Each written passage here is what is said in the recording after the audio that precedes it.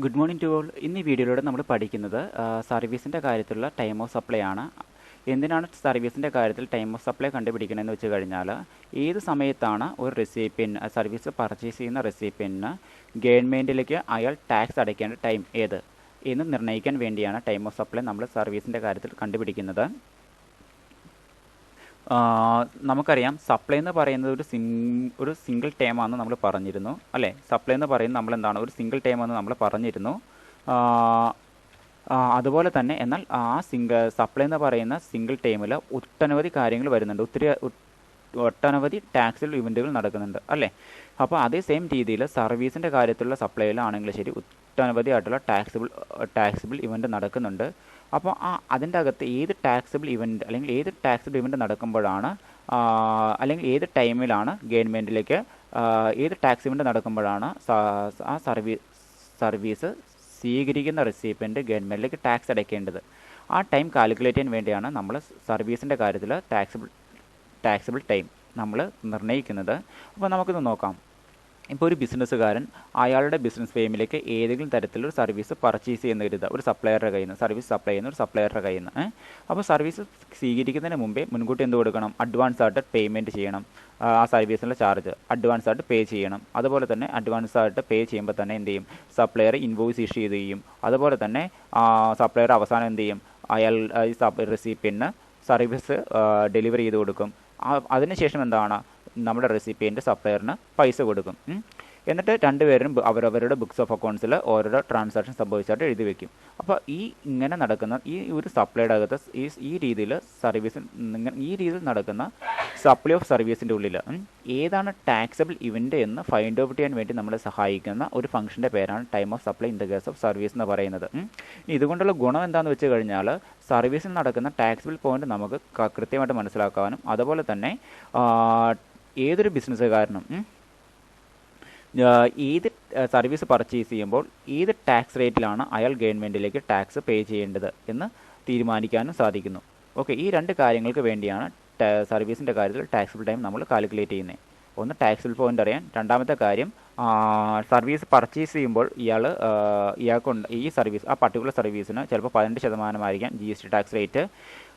പക്ഷേ അയാൾ പേയ്മെൻറ്റ് നടത്തുമ്പോൾ ആ ടാക്സ് റേറ്റ് എന്ന് പറയുന്നത്, ആ സർവീസിൻ്റെ ടാക്സ് റേറ്റ് എന്ന് പറയുന്നത് വ്യത്യാസം വന്നിട്ടുണ്ടാകാം. ചിലപ്പോൾ 12% കുറഞ്ഞിട്ടുണ്ടാകാം. അപ്പോൾ ഏത് ടാക്സ് റേറ്റിൻ്റെ അടിസ്ഥാനത്തിലാണ് ഈ പർച്ചേസ് ചെയ്തിരിക്കുന്ന സർവീസിന് അയാൾ ഗവൺമെൻറ്റിലേക്ക് ടാക്സ് അടയ്ക്കേണ്ടത്, അത് നിർണ്ണയിക്കാൻ സഹായിക്കുന്ന ഒന്നാണ് time of supply in the case of service എന്ന് പറയുന്നത്. ഓക്കെ, ഇനി time of supply in the case of service എന്ന് പറയുന്നത് 4 രീതിയിലുള്ള സിറ്റുവേഷൻ്റെ അടിസ്ഥാനത്തിലാണ് നമ്മൾ കാൽക്കുലേറ്റ് ചെയ്യുന്നത് അല്ലെങ്കിൽ തീരുമാനിക്കുന്നത്. ഫസ്റ്റ് കാര്യം എന്ന് പറയുന്നത് time of supply of service under forward charge അല്ലേ. അതായത് നമുക്കറിയാം, നമ്മുടെ റെസിപ്പിയൻ്റ് സർവീസ് പർച്ചേസ് ചെയ്യുന്ന റെസിപ്പിയൻ്റെ ടാക്സ് എമൗണ്ട് ആ സർവീസ് സപ്ലൈ ചെയ്യുന്ന സപ്ലയർ തന്നെ ഗവൺമെൻറ്റിലേക്ക് ഡയറക്റ്റായിട്ട് അടയ്ക്കുന്ന സിറ്റുവേഷനെ വിളിക്കുന്ന പേരാണ് ഫോർവേഡ് ചാർജ് എന്ന് പറയുന്നത്. നമ്മളത് ഗുഡ്സിൻ്റെ കാര്യത്തിൽ പഠിച്ചിരുന്നു. ഇപ്പോൾ ഞാൻ കേരളത്തിൽ രജിസ്റ്റർ ചെയ്തിരിക്കുന്ന ഒരു ബിസിനസ്സുകാരനാണ്. ഞാൻ ഏതെങ്കിലും തരത്തിലുള്ള സർവീസ് ഏതെങ്കിലും GSTയുടെ അകത്ത് രജിസ്റ്റർ ചെയ്തിരിക്കുന്ന സപ്ലയറുടെ കയ്യിൽ നിന്ന് പർച്ചേസ് ചെയ്യുകയാണെങ്കിൽ ആ സർവീസിനുണ്ടാകുന്ന ടാക്സ് എമൗണ്ടും, അതുപോലെ തന്നെ എന്താണ് അതിൻ്റെ ആ സർവീസിൻ്റെ ചാർജും സപ്ലയർക്ക് കൊടുക്കും. ടാക്സ് എമൗണ്ട് സപ്ലയർ മുഖേന ഞാൻ ഇങ്ങോട്ട് അടയ്ക്കും, ഗവൺമെൻറ്റിലേക്ക് അടയ്ക്കും. ആ ഒരു മെക്കാനിസത്തെ വിളിക്കുന്ന പേരാണ് ഫോർവേഡ് ചാർജ് എന്ന് പറയുന്നത്. ഇനി നമ്മൾ പറയുന്ന ആ ഒരു സിറ്റുവേഷൻ, അതുകൂടാതെ മറ്റൊരു സിറ്റുവേഷൻ എന്ന് പറയുന്നത്, ഞാൻ സർവീസ് എങ്ങാനും പർച്ചേസ് ചെയ്യുന്ന GST രജിസ്റ്റർ ചെയ്യാത്ത അൺരജിസ്റ്റേർഡ് സപ്ലയറുടെ കയ്യിൽ നിന്നാണെങ്കിൽ സർവീസിൻ്റെ ചാർജ് മാത്രം അയാളുടെ കയ്യിൽ കൊടുക്കുകയും അതിനുണ്ടാകുന്ന ടാക്സ് എമൗണ്ട് ഞാൻ തന്നെ ഞാൻ തന്നെ ഗവൺമെൻറ്റിലേക്ക് പേ ചെയ്യുന്ന മെക്കാനിസം, അതിനെ വിളിക്കുന്ന പേരാണ് റിവേഴ്സ് ചാർജ് മെക്കാനിക്സ് എന്ന് പറയുന്നത്. ഇനി സർവീസ് ഞാൻ purchase time of supply of service under exchangeable service എന്ന് വെച്ച് കഴിഞ്ഞാൽ, നമുക്കറിയാം നമ്മൾ ഗുഡ്സിൻ്റെ കാര്യത്തിൽ പഠിച്ചിരുന്നു അല്ലേ.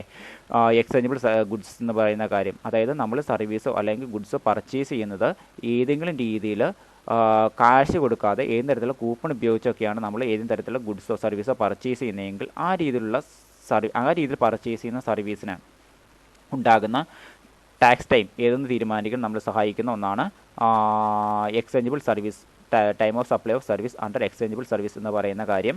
ഇനി മറ്റൊരു കാര്യം എന്ന് പറയുന്നത് time of supply of service under receivable cases.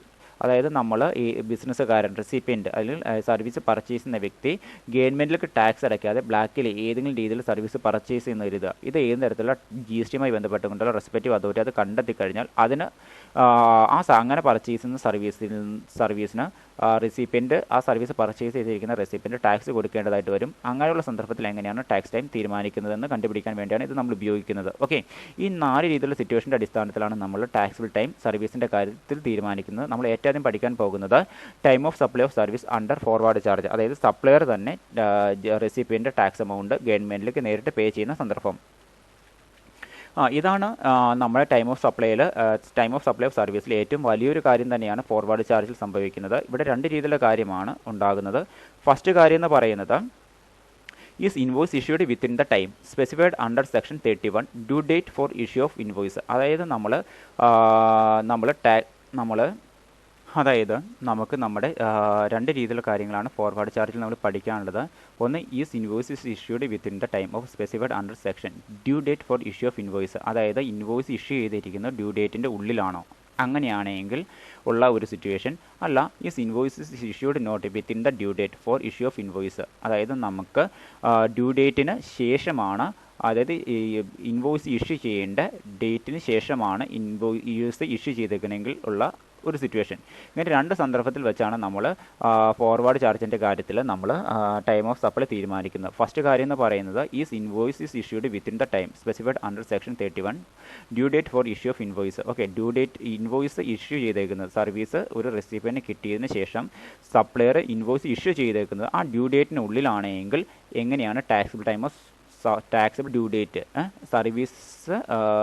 സർവീസിൻ്റെ കാര്യത്തിൽ ഡ്യൂ ഡേറ്റ് ഏതെന്നാണ് നമ്മൾ ഏറ്റവും ആദ്യം പഠിക്കേണ്ടത്. ഓക്കെ, ആ ഡ്യൂ ഡേറ്റിൻ്റെ ഉള്ളിലാണ് നമ്മൾ ഇൻവോയ്സ് ഇഷ്യൂ ചെയ്തിട്ടുണ്ടെങ്കിൽ ഇരിക്കേണ്ട ഡേറ്റുകൾ ഏതൊക്കെയെന്ന് പഠിക്കുന്നതിന് തൊട്ട് മുമ്പ് നമുക്ക് പഠിക്കാം സർവീസിൻ്റെ കാര്യത്തിലുള്ള ഡ്യൂ ഡേറ്റുകൾ ഏതൊക്കെയെന്ന്. ഓക്കെ, നമ്മൾ കഴിഞ്ഞ വീഡിയോയിലൂടെ പഠിച്ചിരുന്നു ഗുഡ്സിൻ്റെ കാര്യത്തിലുള്ള ഡ്യൂ ഡേറ്റ്. അതേ സെയിം രീതിയിൽ തന്നെ നമ്മൾ എന്ത് ചെയ്യണം, നമ്മൾ സർവീസിൻ്റെ കാര്യത്തിൽ ഉള്ള ഡ്യൂ ഡേറ്റ് ഇൻവോയ്സ് ഇഷ്യൂ ചെയ്യേണ്ട ഡ്യൂ ഡേറ്റ് ഏതൊക്കെ സമയമാണെന്നുള്ളത് നമ്മൾ കൃത്യമായിട്ടും പഠിച്ചിട്ടുണ്ടാകണം.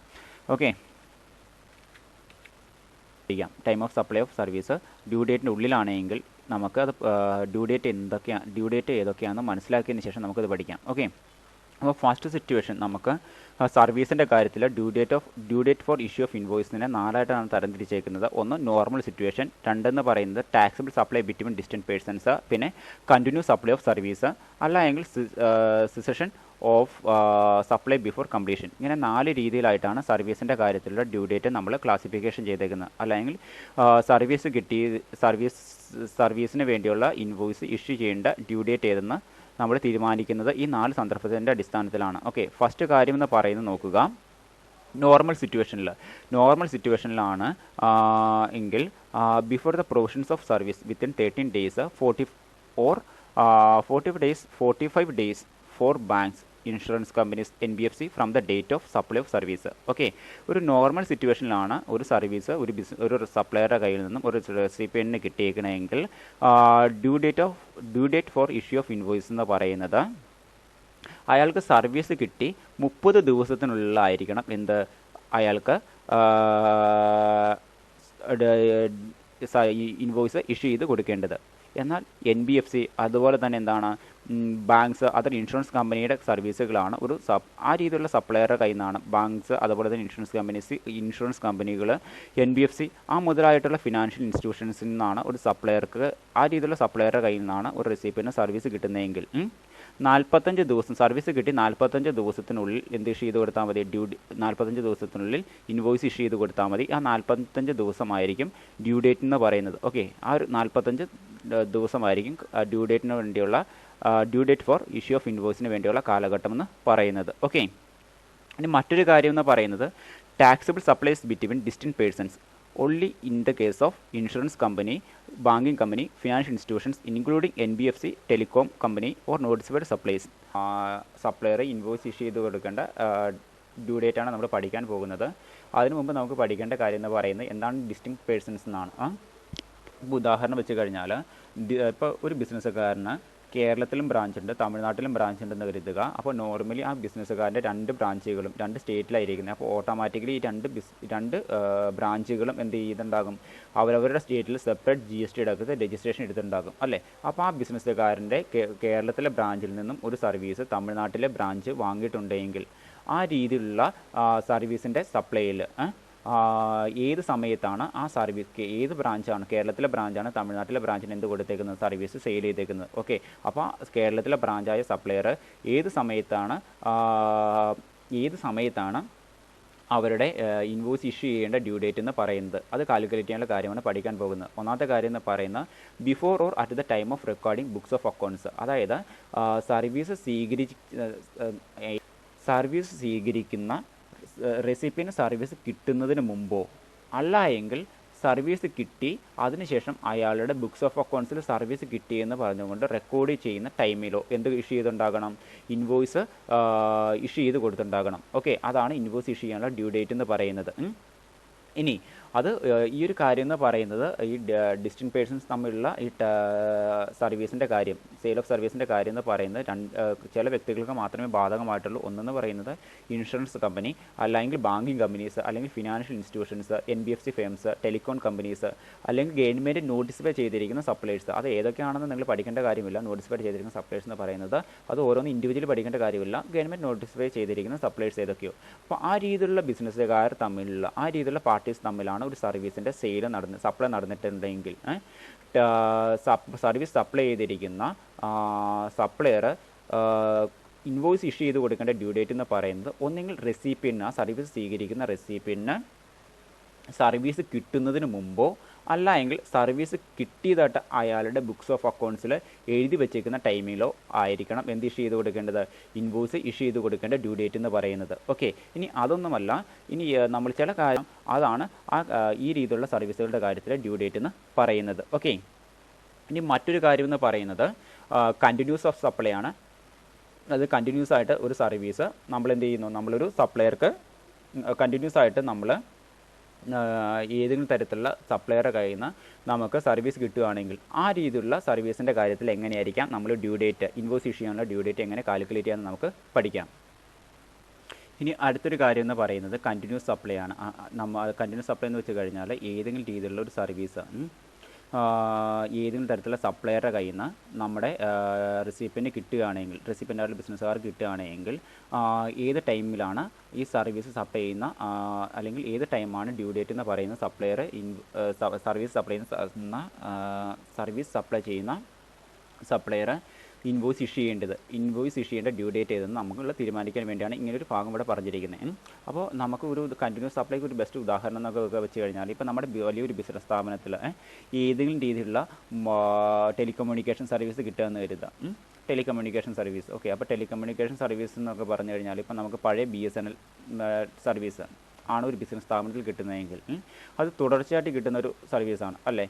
അപ്പോൾ എല്ലാ ബിസിനസ് സ്ഥാപനത്തിലും എന്തുണ്ടാകും, ടെലികമ്മ്യൂണിക്കേഷൻ സർവീസ് ഉണ്ടാകും. അപ്പോൾ അവർ ബില്ല് പേ ചെയ്യുന്നതും ഒരു നിശ്ചിത ടൈം പീരീഡ് വെച്ചായിരിക്കും പേ ചെയ്യുന്നത്. ഇപ്പോൾ എനിക്കൊരു ബിസിനസ് സ്ഥാപനമുണ്ട്, ഞാൻ BSNL നിന്ന് ടെലികമ്മ്യൂണിക്കേഷൻ സർവീസ് എടുത്തു, എനിക്ക് ആ സർവീസ് കിട്ടി.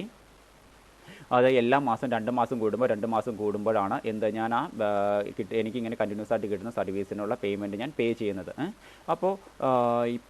അപ്പോൾ ഞാൻ എല്ലാ മാസം പറഞ്ഞിട്ടുണ്ട്, എല്ലാ മാസം 5-ാം തീയതിയാണ് ഞാൻ എന്ത് ചെയ്യുന്നത്, ഞാൻ പേയ്മെൻറ്റ് നടത്തിക്കോളാം എന്ന് പറയുന്ന ഒരു ഡേറ്റ് ഉണ്ടെങ്കിൽ എനിക്ക് ആ പേയ്മെൻറ്റ് പേ ചെയ്യുന്നതിന് തൊട്ട് മുമ്പേ എനിക്ക് സർവീസ് സപ്ലൈ ചെയ്യുന്ന ടെലികമ്മ്യൂണിക്കേഷൻ അതോറിറ്റി എനിക്ക് എന്ത് ഇഷ്യൂ ചെയ്തിട്ടുണ്ടാകണം, എനിക്ക് ബില്ല് ഇഷ്യൂ ചെയ്തുണ്ടാകണം, അല്ലെങ്കിൽ ഇൻവോയ്സ് ഇഷ്യൂ ചെയ്തുണ്ടാകണം. അതായിരിക്കും ഡ്യൂ ഡേറ്റ് എന്ന് പറയുന്നത്. ഓക്കെ, അപ്പോൾ ഒന്നാമത്തെ സിറ്റുവേഷൻ എന്ന് പറയുന്നത് on before the due date of payment service സ്വീകരിക്കുന്ന റെസിപ്പിയൻ്റ് പറഞ്ഞേക്കുവാണ് ഞാൻ എല്ലാ മാസവും ഇന്ന ഡേറ്റിൽ ഇങ്ങനെ കണ്ടിന്യൂസ് ആയിട്ട് കിട്ടുന്ന സർവീസിന് ഞാൻ എന്ത് ചെയ്തിട്ടുണ്ടാകാം, പേയ്മെൻറ്റ് നടത്തിയിട്ടുണ്ടാകാം എന്ന് പറഞ്ഞു കഴിഞ്ഞാൽ അയാൾ പറഞ്ഞിരിക്കുന്ന ഡേറ്റിന് തൊട്ട് മുമ്പേ എന്ത് പേ ചെയ്തിട്ടുണ്ടാകണം, എന്ത് ഇഷ്യൂ ചെയ്തിട്ടുണ്ടാകണം, ഇൻവോയ്സ് ഇഷ്യൂ ചെയ്തിട്ടുണ്ടാകണം. ഓക്കെ, അതാണ് ഡ്യൂ ഡേറ്റ് എന്ന് പറയുന്നത്.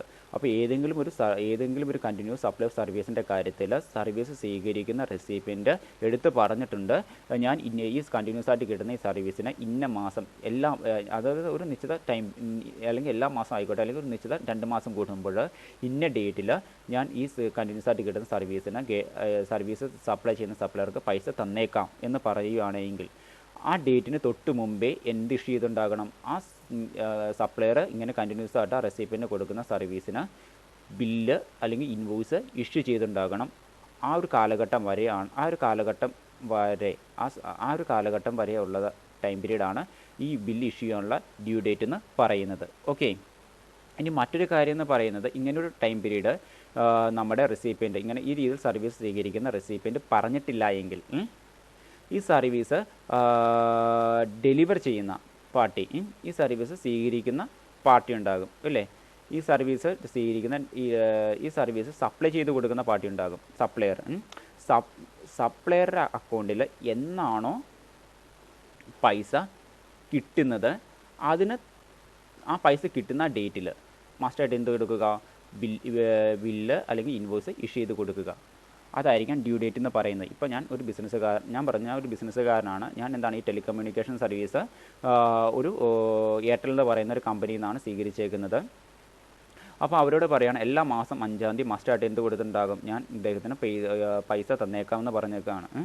റെസിപ്പിയൻ്റായി ഈ ടെലികമ്മ്യൂണിക്കേഷൻ സർവീസ് സ്വീകരിക്കുന്ന പാർട്ടിയായി ഞാൻ എല്ലാ മാസം 5-ാം തീയതി പൈസ തന്നേക്കാമെന്ന് പറയുകയാണെങ്കിൽ 5-ാം തീയതിക്ക് മുമ്പേ മസ്റ്റായിട്ട് എന്ത് ചെയ്തിട്ടുണ്ടാകണം? ഞാൻ ആ പേയ്മെൻറ്റ് നടത്തുന്ന 5-ാം തീയതിക്ക് മുമ്പേ മസ്റ്റായിട്ട് എനിക്ക് ഇൻവോയ്സ് ഇഷ്യൂ ചെയ്തിട്ടുണ്ടാകണം.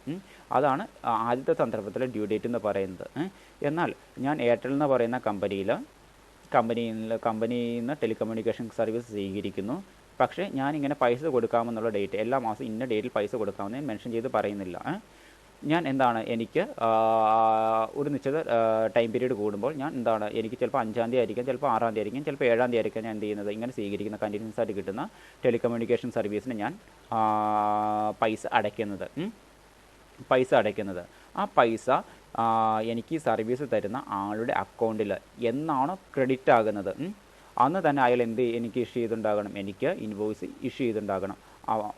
അപ്പോൾ ഈ രീതിയിൽ നമ്മൾ ഒരു ഡേറ്റ് നമ്മുടെ സർവീസ് സ്വീകരിക്കുന്ന റെസിപ്പിയൻ്റ് പേയ്മെൻറ്റ് ചെയ്തോളാം എന്ന് പറഞ്ഞുകൊണ്ട് ഒരു ഡേറ്റ് തന്നിട്ടില്ല എങ്കിൽ എന്നാണോ ഈ സർവീസ് സപ്ലൈ ചെയ്യുന്ന സപ്ലയറുടെ ബാങ്ക് അക്കൗണ്ടിൽ അല്ലെങ്കിൽ അയാൾക്ക് പേയ്മെൻറ്റ് കിട്ടുന്നത് ആ ഡേറ്റിൽ തന്നെ എന്ത് ചെയ്തിട്ടുണ്ടാകണം? നമ്മുടെ സർവീസ് സ്വീകരിക്കുന്ന റെസിപ്പിയൻ്റ് സപ്ലയർ ഇൻവോയ്സ് ഇഷ്യൂ ചെയ്തിട്ടുണ്ടാകണം. അതായിരിക്കും ഈ ഒരു കാര്യത്തിൽ ഡ്യൂ ഡേറ്റ് എന്ന് പറയുന്നത്.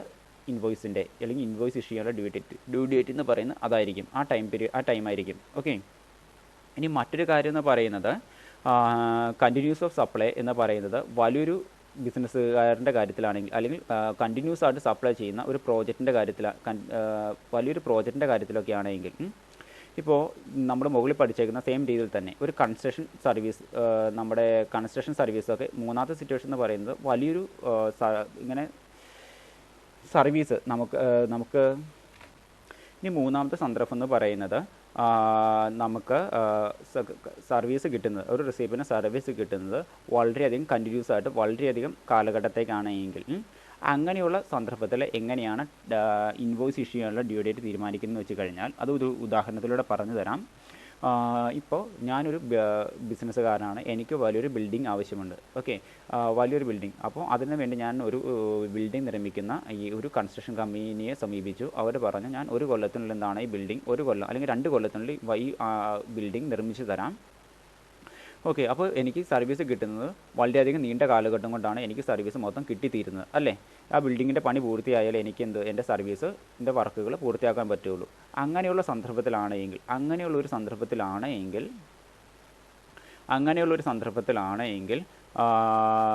ഈ ഒരു ബിസിനസ്സുകാരന് ഞാൻ എനിക്ക് കൺസ്ട്രക്ഷൻ വർക്ക് ചെയ്തു തരുന്ന ബിസിനസ്സുകാരന് ഞാൻ പേയ്മെൻറ്റ് കൊടുക്കുന്നത് എന്തായാലും 2 കൊല്ലം കഴിഞ്ഞിട്ടാവില്ല അല്ലേ. അയാളുടെ സർവീസ് മൊത്തം എനിക്ക് കിട്ടിക്കഴിഞ്ഞ ശേഷമായിരിക്കും പേയ്മെൻറ്റ് കൊടുക്കുക. അല്ല, ഞാൻ തീരുമാനിച്ചിട്ടുണ്ടാകും, എനിക്ക് സർവീസ് കിട്ടുന്ന ഞാനും എനിക്ക് സർവീസ് ഡെലിവർ ചെയ്തു തരുന്ന ഈ കൺസ്ട്രക്ഷൻ കമ്പനിയും തമ്മിൽ ഒരു എഗ്രിമെൻ്റ് ഉണ്ടാകും. നിശ്ചിത ടൈം പീരീഡ് കൂടുമ്പോൾ ഞാൻ പേയ്മെൻറ്റ് തന്നുകൊള്ളാം എന്ന് പറഞ്ഞുകൊണ്ട് ഒരു എഗ്രിമെൻറ്റിൽ ഏർപ്പെട്ടിട്ടുണ്ടാകും ഇല്ലേ.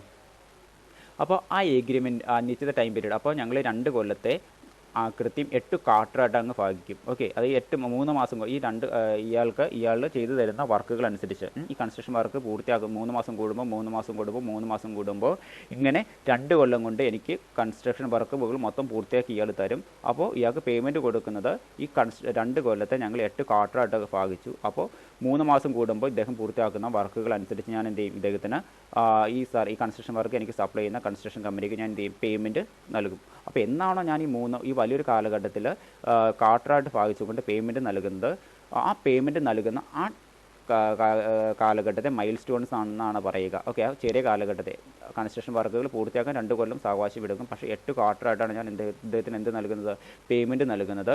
3 മാസം കൂടുമ്പോൾ എന്താണ് പേയ്മെൻറ്റ് നൽകും. അപ്പോൾ അങ്ങനെ 3 മാസം കൂടുമ്പോൾ ഞാൻ പേയ്മെൻറ്റ് നൽകുന്ന ആ ടൈം പീരീഡിനെ വിളിക്കുന്ന പേരാണ് മൈൽ സ്റ്റോൺസ് എന്ന് പറയുന്നത്. അങ്ങനെ 8 മൈൽ സ്റ്റോൺ കൊണ്ടാണ് ഞാൻ ഇദ്ദേഹം എനിക്ക് ചെയ്തു തരുന്ന കൺസ്ട്രക്ഷൻ വർക്കിന് ഞാൻ പൈസ മൊത്തവും കൊടുത്തു തീർക്കുന്നത്. ഓക്കെ, അപ്പോൾ ഓരോ മൈൽ സ്റ്റോണിലും അല്ലെങ്കിൽ ഓരോ ചെറിയ ക്വാർട്ടറിലും ഞാൻ ഇദ്ദേഹത്തിന് പൈസ കൊടുക്കുന്ന ആ സന്ദർഭത്തിൽ തന്നെ ഇദ്ദേഹം എനിക്ക് എന്ത് ഇഷ്യൂ ചെയ്തുണ്ടാകണം, എനിക്ക് ആ പൈസ കൊടുക്കുന്ന ഡേറ്റിന് മുമ്പോ അല്ല എങ്കിൽ എന്താണ് പൈസ കിട്ടിക്കഴിഞ്ഞോ ഇദ്ദേഹം മസ്റ്റായിട്ട് എനിക്ക് എന്ത് ചെയ്തുണ്ടാകണം, എനിക്ക് ഇൻവോയ്സ് ഇഷ്യൂ ചെയ്തുണ്ടാകണം. അപ്പോൾ ഇങ്ങനെ കണ്ടിന്യൂസ് ആയിട്ടുള്ള ഒരു നീണ്ട കാലഘട്ടത്തിലേക്കുള്ള ഒരു സർവീസ് വർക്കാണ് ഒരു ബിസിനസ്സുകാരന് മറ്റൊരു ബിസിനസ്സുകാരൻ്റെ കയ്യിൽ നിന്ന് കിട്ടുന്നതെങ്കിൽ ഇദ്ദേഹം ഈ സർവീസ് സ്വീകരിക്കുന്ന ബിസിനസ്സുകാരനും കൺസ്ട്രക്ഷൻ സർവീസ് കൊടുക്കുന്ന സപ്ലയർ ബിസിനസ്സുകാരനും തമ്മിൽ ഒരു എഗ്രിമെൻറ്റിൽ ഏർപ്പെടുന്നു. നിശ്ചിത കാലഘട്ടത്തിനുള്ളിൽ ഒരു നിശ്ചിത ടൈം പീരീഡിൽ ഈ കൺസ്ട്രക്ഷൻ വർക്ക് ഇങ്ങനെ ചെയ്ത് നൽകുന്ന സർവീസിൻ്റെ ചാർജ് നിശ്ചിത ടൈം പീരീഡ് കൂടുമ്പോൾ എന്താണ് പേ ചെയ്തേക്കാം.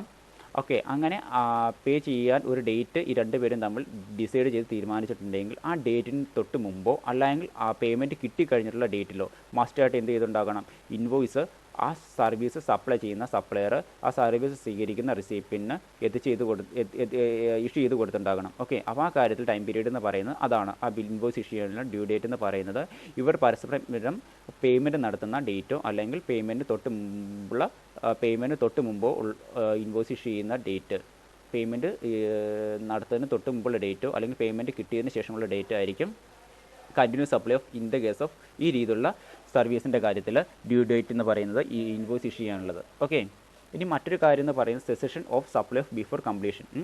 ഞാൻ പറഞ്ഞു അത് ഈ മുകളിൽ പറഞ്ഞിരിക്കുന്ന കാര്യം തന്നെയാണ്. അതും ഒരു ഉദാഹരണത്തിലൂടെ പറഞ്ഞുതരാം എങ്ങനെയാണെന്നുള്ളത്. ഇപ്പോൾ ഒരു ഞാൻ കേരളത്തിൽ ബിസിനസ്സുകാരനാണ്. എനിക്കെന്താണ് 2 കൊല്ലം കൊണ്ട് പണി തീർക്കേണ്ട ഒരു ബിൽഡിംഗ് കൺസ്ട്രക്ഷൻ വർക്ക് ഞാൻ ഒരു കമ്പനിയുടെ കയ്യിൽ നിന്നും വാങ്ങിക്കുകയാണ്. അപ്പോൾ ഈ കൺസ്ട്രക്ഷൻ വർക്ക് പൂർത്തിയാക്കി തരണമെങ്കിൽ ആ കമ്പനി കൺസ്ട്രക്ഷൻ വർക്ക് എനിക്ക് സപ്ലൈ ചെയ്യേണ്ട കമ്പനി 1 കൊല്ലം എടുക്കും, 2 കൊല്ലം എടുക്കുന്ന ഒരു ഇത്. അപ്പോൾ ഇടയ്ക്ക് ഞാൻ എന്നിട്ട് ഇദ്ദേഹമായിട്ട് ഒരു എഗ്രിമെൻറ്റിൽ ഏർപ്പെട്ടു. ഇങ്ങനെ നിശ്ചിത 3 മാസം കൂടുമ്പോൾ എന്താണ് ഇദ്ദേഹം പൂർത്തിയാക്കുന്നതിന് ആ വർക്കുകൾക്കനുസരിച്ച് പൈസ തന്നേക്കാമെന്ന്. അപ്പോൾ നോർമൽ സിറ്റുവേഷൻ ആണെങ്കിൽ ഇങ്ങനെ കണ്ടിന്യൂസ് ആയിട്ട് കിട്ടുന്ന സപ്ലൈയിലാണെങ്കിൽ ഇദ്ദേഹം എനിക്ക് ഇൻവോയ്സ് ഇഷ്യൂ ചെയ്യേണ്ട ഡേറ്റ് എന്ന് പറയുന്നത് 3 മാസം കൂടുമ്പോൾ എന്നാണ് ഞാൻ പേയ്മെൻറ്റ് കൊടുക്കുന്നത് അതിന് തൊട്ട് മുമ്പ് അല്ലെങ്കിൽ പേയ്മെൻറ്റ് അയാൾക്ക് കിട്ടിയ ദിവസമോ ഇയാൾ എനിക്ക് എന്ത് ഇഷ്യൂ ചെയ്തിട്ടുണ്ടാകണം, എനിക്ക് ഇൻവോയ്സ് ഇഷ്യൂ ചെയ്തിട്ടുണ്ടാകണം. അതായിരിക്കും ഡ്യൂ ഡേറ്റ് എന്ന് പറയുന്നത്. എന്നാൽ ഇദ്ദേഹം ഇടയ്ക്ക് വെച്ച് എൻ്റെ ഈ വർക്ക് അങ്ങ് ഇട്ടേച്ച് പോയി. ഇദ്ദേഹം എനിക്ക് മടുത്തു, ഇനി കൺസ്ട്രക്ഷൻ വർക്ക് എനിക്ക് മുന്നോട്ട് കൊണ്ടുപോകാൻ പറ്റില്ലെന്ന് താങ്കൾക്ക് ചെയ്തു തരാൻ പറ്റില്ലെന്ന് പറഞ്ഞുകൊണ്ട് എനിക്ക് കൺസ്ട്രക്ഷൻ വർക്ക് നൽകിക്കൊണ്ടിരുന്ന കമ്പനി പകുതി ഇടയ്ക്ക് വെച്ച് ആ വർക്ക് എന്താണ് അവസാനിപ്പിച്ചെന്ന് കരുതുക.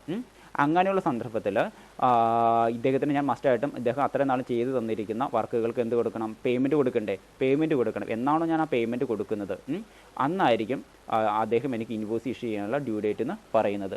ഓക്കെ, അപ്പോൾ ഇത്രയും സിറ്റുവേഷനാണ് നോർമൽ ഒരു സർവീസ് പർച്ചേസ് ചെയ്യുമ്പോൾ ഇൻവോയ്സ് ഇഷ്യൂ ചെയ്യാനുള്ള ഡ്യൂ ഡേറ്റുകൾ എന്ന് പറയുന്നത്. അപ്പോൾ ഏറ്റവും ആദ്യത്തെ കാര്യം എന്ന് പറയുന്നത് എങ്ങനെയാണ്, ഒരു നോർമൽ രീതിയിൽ ഒരു റെസിപ്പിയന്റിന് സപ്ലയർ ഒരു സർവീസ് സപ്ലൈ ചെയ്യുന്ന സപ്ലയർ ഇൻവോയ്സ് സർവീസ് ഡെലിവർ ചെയ്ത് കൊടുത്തിട്ടുണ്ടെങ്കിൽ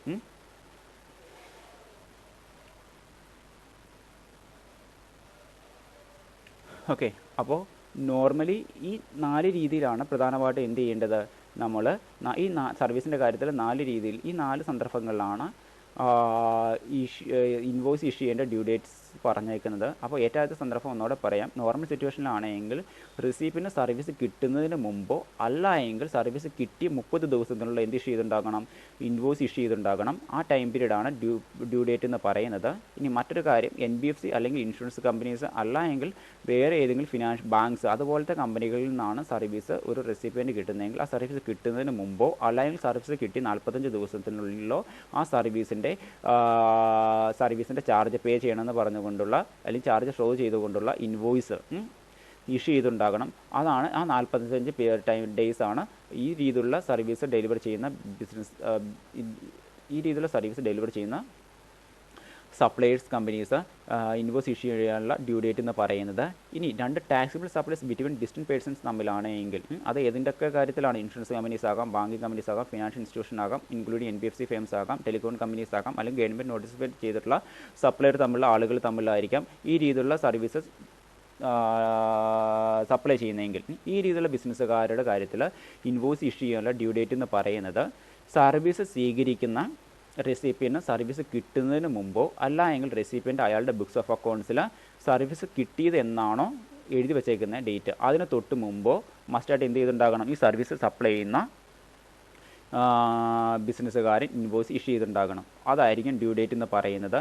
ഇനി മറ്റൊരു കാര്യം എന്ന് പറയുന്നത് ഈ രീതിയിലുള്ള സർവീസ് സപ്ലൈ ചെയ്യുന്നത് വളരെയധികം ലോങ് ടൈമിലേക്കാണ് കരുതുക. ഓക്കെ, ലോങ് ടൈമിലേക്കാണ്. അങ്ങനെയാണെങ്കിൽ എന്ത് ചെയ്യുന്നു, ചിലപ്പോൾ ഒരു കൊല്ലത്തേക്കായിരിക്കാം ഈ ഒരു രീതിയിലുള്ള സർവീസ് ഒരു ബിസിനസ് സ്ഥാപനത്തിൽ നിന്ന് മറ്റൊരു ബിസിനസ് സ്ഥാപനത്തിലേക്ക് സപ്ലൈ ചെയ്ത് കൊടുക്കുന്നത്.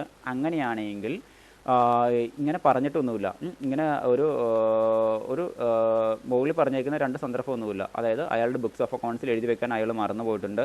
ഇനി അതല്ല, അയാൾക്ക് സർവീസ് കിട്ടിയേക്കുന്ന ഡേറ്റ് എന്നോ സർവീസ് കിട്ടുന്നതിന് മുമ്പോ ഇൻവോയ്സ് ഇഷ്യൂ ചെയ്ത് കൊടുത്തിട്ടില്ല എങ്കിൽ ഒരു ക്വാർട്ടർ അവസാനിക്കുന്നതിന് മുമ്പേ ഇങ്ങനെ ലോങ് ടൈമിലേക്കുള്ള ഒരു സർവീസാണ് ചെയ്ത് കൊടുക്കുന്നതെങ്കിൽ, അല്ലെങ്കിൽ കണ്ടിന്യൂസ് ആയിട്ടല്ല, പക്ഷേ ഒരു ലോങ് ടൈമിലേക്കുള്ള സർവീസാണ് ചെയ്ത് കൊടുക്കുന്നതെങ്കിൽ 3 മാസം കൂടുമ്പോൾ അല്ലെങ്കിൽ 4 മാസം കൂടുമ്പോൾ ആ ഒരു കാലഘട്ടത്തിൻ്റെ ഉള്ളിലുള്ള സർവീസാണ് ചെയ്ത് കൊടുക്കുന്നതെങ്കിൽ ഇങ്ങനെ രണ്ട് ഡിസ്റ്റിങ്ക്ട് പേഴ്സൺ, അതായത് GST രജിസ്റ്റർ രണ്ട് പാർട്ടീസ് തമ്മിലുള്ള സർവീസാണ് ചെയ്ത് കൊടുക്കുന്നതെങ്കിൽ അവർ ആ സർവീസ് ചെയ്ത് കൊടുത്തത് ഏത് ക്വാർട്ടറാണോ ആ ക്വാർട്ടർ അവസാനിക്കുന്നതിന് മുമ്പേ, ആ റെസിപ്പിയൻ്റ് ആ സർവീസ് കിട്ടി ആ ക്വാർട്ടർ അവസാനിക്കുന്നതിന് മുമ്പേ മസ്റ്റായിട്ട് എന്ത് കൊടുത്തിട്ടുണ്ടാകണം, ആ ക്വാർട്ടർ അവസാനിക്കുന്ന ഡേറ്റിന് മുമ്പേ മസ്റ്റായിട്ടും ആ സർവീസ്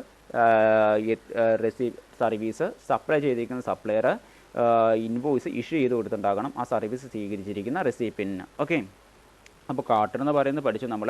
ഏപ്രിൽ, മെയ്, ജൂൺ ഒരു ക്വാർട്ടർ, ജൂലൈ, ഓഗസ്റ്റ്, സെപ്റ്റംബർ ഒരു ക്വാർട്ടർ, സെപ്റ്റംബർ, ഒക്ടോബർ, നവംബർ ഒരു ക്വാർട്ടർ, ഡിസംബർ, ജനുവരി, ഫെബ്രുവരി ഒരു ക്വാർട്ടർ. അങ്ങനെ ഈ ക്വാർട്ടർ മാസം ഏത് ക്വാർട്ടറിലാണോ സർവീസ് കിട്ടിയേക്കുന്നത് സപ്ലയറുടെ കയ്യിൽ നിന്ന് ആ സപ്ലയറുടെ കയ്യിൽ നിന്ന് സർവീസ് കിട്ടി ആ ക്വാർട്ടർ അവസാനിക്കുന്നതിന് മുമ്പേ മസ്റ്റായിട്ടും ആ സർവീസ് സപ്ലൈ ചെയ്തിരിക്കുന്ന സപ്ലയർ എന്ത് ഇഷ്യൂ ചെയ്ത് കൊടുത്തിട്ടുണ്ടാകണം, ഇൻവോയ്സ് ഇഷ്യൂ ചെയ്ത് കൊടുത്തിട്ടുണ്ടാകണം. ഓക്കെ, ഇനി മറ്റൊരു കാര്യം എന്ന് പറയുന്നത് കണ്ടിന്യൂസ് സപ്ലൈയുടെ കാര്യത്തിലാണ്.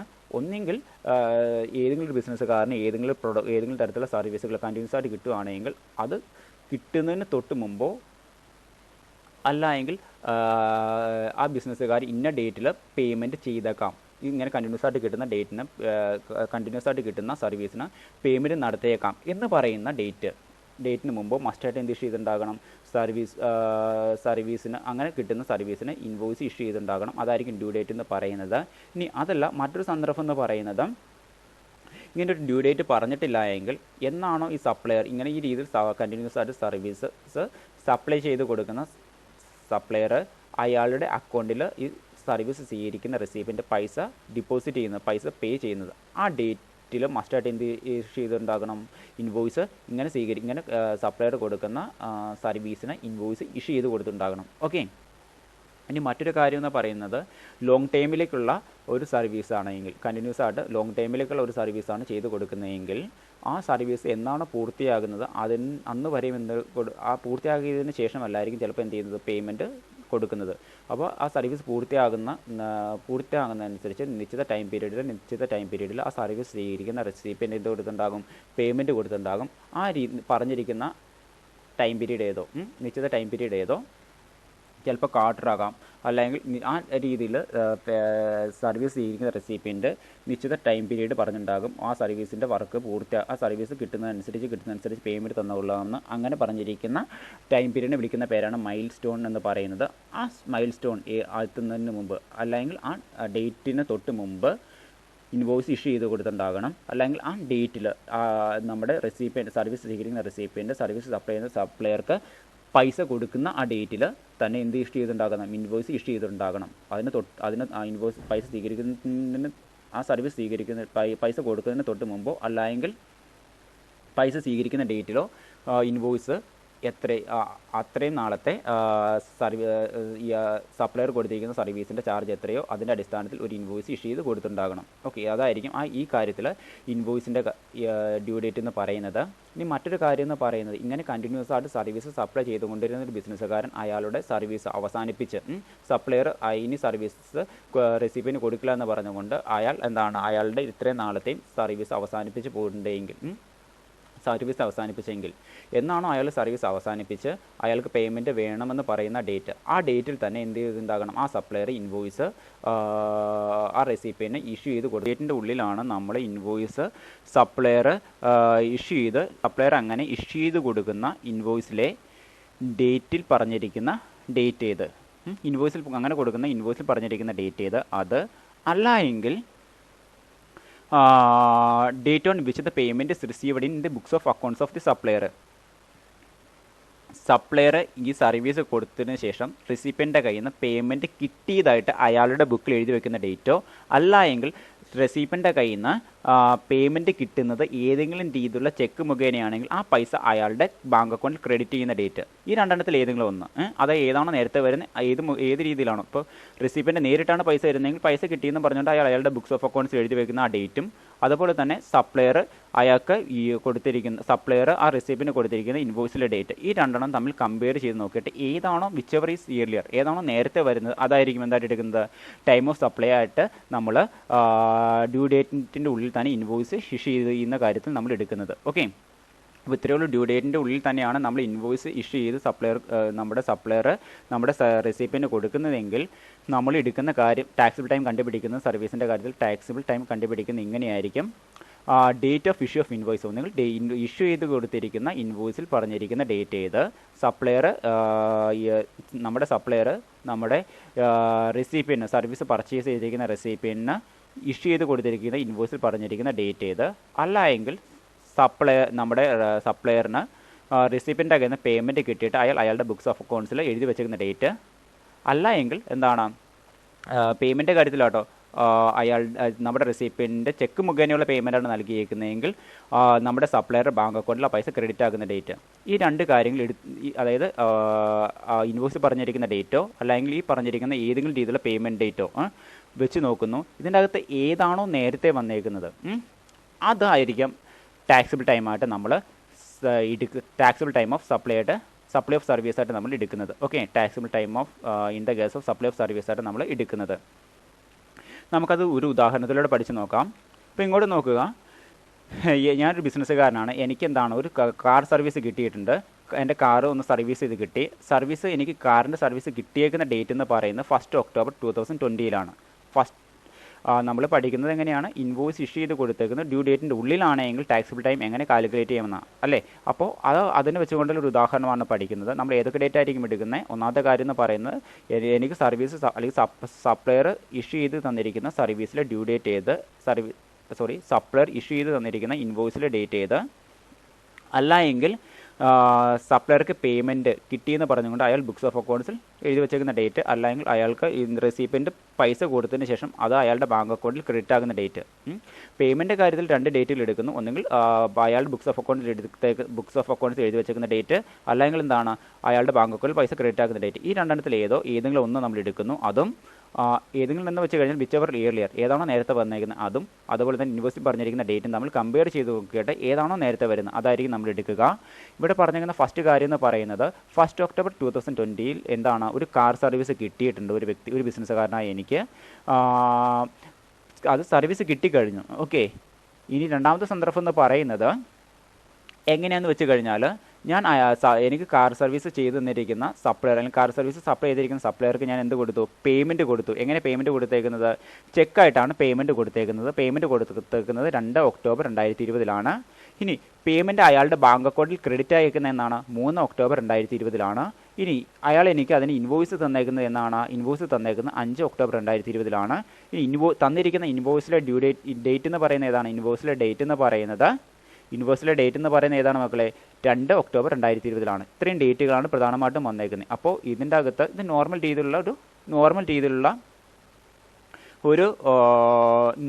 രീതിയിലുള്ള ഒരു സർവീസിൻ്റെ സപ്ലൈ ആണ് അല്ലേ?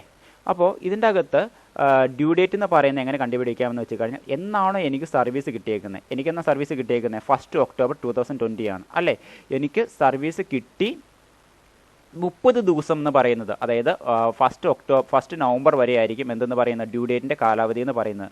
ആ ഡ്യൂ ഡേറ്റിൻ്റെ കാലാവധിക്കുള്ളിൽ തന്നെ എനിക്ക് എന്താണ്? ഇൻവോയ്സ് കിട്ടിയിട്ടുണ്ടെങ്കിൽ ഞാൻ time of supply of service calculate ചെയ്യുന്നത് ഇങ്ങനെയാണ്. ഏതൊക്കെ ഡേറ്റിൻ്റെ അടിസ്ഥാനത്തിലായിരിക്കും? എന്നാണോ എനിക്ക് കിട്ടിയേക്കുന്ന ഇൻവോയ്സിൽ പറഞ്ഞിരിക്കുന്ന ഡേറ്റ് ഏത്? ഇൻവോയ്സിൽ പറഞ്ഞിരിക്കുന്ന ഡേറ്റ് ഏതാണ്? എനിക്ക് തന്നിരിക്കുന്ന ഇൻവോയ്സിൽ പറഞ്ഞിരിക്കുന്ന ഡേറ്റ് എന്ന് പറയുന്നത് 2 ഒക്ടോബർ 2020. അതുപോലെ തന്നെ എന്താണ്? ഞാൻ എനിക്ക് സർവീസ് സപ്ലൈ ചെയ്തിരിക്കുന്ന എനിക്ക് ആ സർവീസ് സപ്ലൈ ചെയ്തിരിക്കുന്ന സപ്ലയർക്ക് ഞാൻ പേയ്മെൻറ്റ് കൊടുത്തിരിക്കുന്ന ഡേറ്റ്, പേയ്മെൻറ്റ് കൊടുത്തിരിക്കുന്നത് ചെക്ക് മുഖേന ആയതുകൊണ്ട് അയാളുടെ ബാങ്ക് അക്കൗണ്ടിൽ പൈസ ക്രെഡിറ്റ് അയക്കുന്നത് എന്നാണ്? 3 ഒക്ടോബറിലാണ്. അയാൾക്ക് ഞാൻ പേയ്മെൻറ്റ് നടത്തിയിരിക്കുന്നത് 2 ഒക്ടോബറിൽ തന്നെയാണ് അല്ലേ? ഓക്കെ. അപ്പോൾ ഇതിൻ്റെ അകത്ത് നേരത്തെ വന്നേക്കുന്ന കാര്യം എന്ന് പറയുന്നത് ഇൻവോയ്സിലെ ഡേറ്റ് ഒന്നുണ്ട്. ഇൻവോയ്സിൽ പറഞ്ഞിരിക്കുന്ന ഡേറ്റ് 2 ഒക്ടോബർ 2020. അതവിടെ നിൽക്കട്ടെ. ഇനി നമ്മൾ നോക്കേണ്ട കാര്യം എന്ന് പറയുന്നത് പേയ്മെൻറ്റുമായി ബന്ധപ്പെട്ട കാര്യമാണ്. പേയ്മെൻറ്റുമായി ബന്ധപ്പെട്ട കാര്യം എന്ന് പറയുന്നത് എന്താണ്?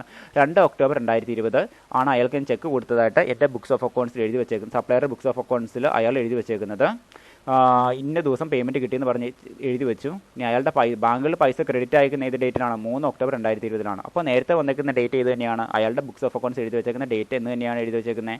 2 ഒക്ടോബർ 2020 പേയ്മെൻറ്റ് കിട്ടിയെന്ന് പറഞ്ഞാൽ അയാളുടെ ബുക്സ് ഓഫ് അക്കൗണ്ട്സ് എഴുതി വെച്ചേക്കുകയാണ്. അപ്പോൾ കമ്പയർ ചെയ്യേണ്ട ഡേറ്റുകൾ ഏതൊക്കെയാണ്? ഇൻവോയ്സിൽ പറഞ്ഞിരിക്കുന്ന 2 ഒക്ടോബർ 2020, അയാൾക്ക് പേയ്മെൻറ്റ് കിട്ടിയെന്ന് പറഞ്ഞുകൊണ്ട് അയാളുടെ ബുക്സ് ഓഫ് അക്കൗണ്ട്സ് എഴുതി വെച്ചിരിക്കുന്ന 2 ഒക്ടോബർ 2020. ഇതിൻ്റെ അകത്ത് ടൈം ഓഫ് സപ്ലൈ ആയിട്ട് നമ്മൾ എടുക്കുന്ന ഏത് തന്നെയായിരിക്കും? നമ്മുടെ ഇൻവോയ്സിൽ പറഞ്ഞിരിക്കുന്ന ഡേറ്റ് തന്നെയാണ് എടുക്കുക. പേയ്മെൻറ്റ് കിട്ടിയിരിക്കുന്ന സെയിം ഡേറ്റിലായതുകൊണ്ട് തന്നെ നമ്മൾ എന്തെടുക്കാം?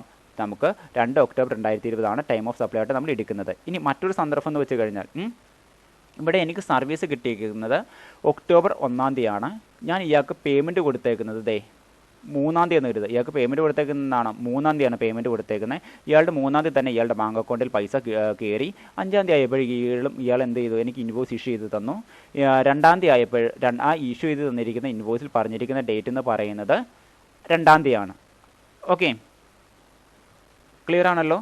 അപ്പോൾ 1 എന്ത് ചെയ്തു? കാറ് എനിക്ക് സർവീസ് കിട്ടി.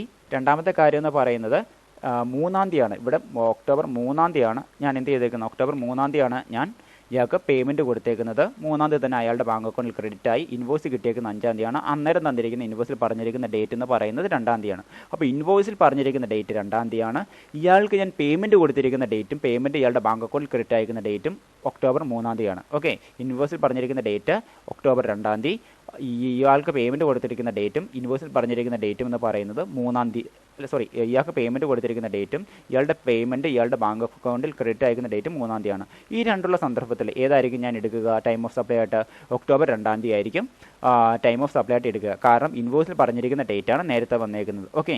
അപ്പോൾ ഇങ്ങനെയാണ് നമ്മൾ എന്ത് കണ്ടുപിടിക്കുന്നത്? നമ്മൾ ഫോർവേഡ് ചാർജിൽ നമ്മൾ ഇൻവോയ്സ് ഇഷ്യൂ ചെയ്യുന്നത് ഡ്യൂ ഡേറ്റിൻ്റെ ഉള്ളിലാണെങ്കിൽ നമ്മൾ എടുക്കുക. ഓക്കെ. അപ്പോൾ ഡ്യൂ ഡേറ്റിൻ്റെ സന്ദർഭം എന്തൊക്കെയാണെന്ന് നമുക്ക് ഒന്നുകൂടെ പറഞ്ഞു നോക്കാം. ഡ്യൂ ഡേറ്റിൻ്റെ ഉള്ളിലാണ് നമ്മുടെ സപ്ലയർ ആ സർവീസ് സപ്ലൈ ചെയ്തിരിക്കുന്ന സപ്ലയർ ഇൻവോയ്സ് ഇഷ്യൂ ചെയ്യുന്നെങ്കിൽ കൺസിഡർ ചെയ്യുന്ന 2 രീതിയിലുള്ള ഡേറ്റേ ഉള്ളൂ. ഒന്ന്, അയാൾ കൊടുക്കുന്ന ഇൻവോയ്സിൽ പറഞ്ഞിരിക്കുന്ന ഡേറ്റ്, അല്ലെങ്കിൽ അയാൾക്ക് പേയ്മെൻറ്റ് കിട്ടിയെന്ന് പറഞ്ഞുകൊണ്ട് ബുക്സ് ഓഫ് അക്കൗണ്ട്സിൽ എഴുതി വെക്കുന്ന ഡേറ്റ്, അല്ലെങ്കിൽ എന്താണ് നമ്മുടെ അയാളുടെ ബാങ്ക് അക്കൗണ്ടിൽ പൈസ ക്രെഡിറ്റ് ആകുന്ന ഡേറ്റ്. ഈ രണ്ടെണ്ണത്തിൽ ഏതെങ്കിലും ഒന്നും ഇൻവോയ്സിൽ പറഞ്ഞിരിക്കുന്ന ഡേറ്റും നമ്മൾ കമ്പയർ ചെയ്തിട്ട് ഏതാണോ നേരത്തെ വരുന്നത് അതായിരിക്കും എന്തായിട്ട് എടുക്കുന്നത്? ടൈം ഓഫ് സപ്ലൈ ആയിട്ട് നമ്മൾ എടുക്കുക. ഇനി മറ്റൊരു കാര്യം എന്ന് പറഞ്ഞു കഴിഞ്ഞാൽ, ഡ്യൂ ഡേറ്റിന് ഉള്ളിൽ തന്നെ അയാൾ ഇൻവോയ്സ് ഇഷ്യൂ ചെയ്തിട്ടില്ല എങ്കിൽ എന്തായിരിക്കും എടുക്കുക എന്നുള്ളത്. ഡ്യൂ ഡേറ്റിന് ഉള്ളിൽ തന്നെ അയാൾ ഇൻവോയ്സ് ഇഷ്യൂ ചെയ്തിട്ടില്ല എങ്കിൽ ഇപ്പോൾ അതായത് ഒരു ബിസിനസ്സുകാരന് സർവീസ് കിട്ടി, ഡ്യൂ ഡേറ്റ് പറഞ്ഞിരിക്കുന്ന കാലഘട്ടത്തിനുള്ളിൽ തന്നെ അയാൾ സർവീസ് സപ്ലൈ ചെയ്തിരിക്കുന്ന സപ്ലയർ ഇൻവോയ്സ് ഇഷ്യൂ ചെയ്തിട്ടില്ല എങ്കിൽ എങ്ങനെയായിരിക്കും നമ്മൾ ടൈം ഓഫ് സപ്ലൈ ആയിട്ട് എടുക്കുക എന്നാണ് പറഞ്ഞു വരുന്നത്. ഏതൊക്കെ കാര്യങ്ങളാണ് ടൈം ഓഫ് സപ്ലൈ ആയിട്ട് എടുക്കുക എന്നാണ് പറഞ്ഞു വരുന്നത്. ഒന്നാമത്തെ കാര്യം എന്ന് പറയുന്നത് പ്രൊവിഷൻസ് ഓഫ് സർവീസ്, അല്ലെങ്കിൽ റിസിപ്റ്റ് ഓഫ് സർവീസ്. എന്നാണോ സർവീസ് കിട്ടിയേക്കുന്ന ഡേറ്റ് അത്, അല്ല എങ്കിൽ സർവീസ്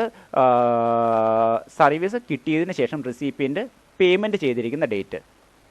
ഈ രണ്ട് ഡേറ്റുകളായിരിക്കും പ്രധാനമായിട്ടും എടുക്കുക. ഓക്കെ, ഉദാഹരണം വെച്ച് കഴിഞ്ഞാൽ ഞാൻ ഒരു ബിസിനസ്സുകാരനാണ്, എനിക്കൊരു സർവീസ് കിട്ടി. എനിക്ക് സർവീസ് കിട്ടിയേക്കുന്നത് ഈ മാസം 1-ാം തീയതിയാണ്, ഒക്ടോബർ 1-ാം തീയതിയാണ് എനിക്ക് സർവീസ് കിട്ടിയേക്കുന്നത്.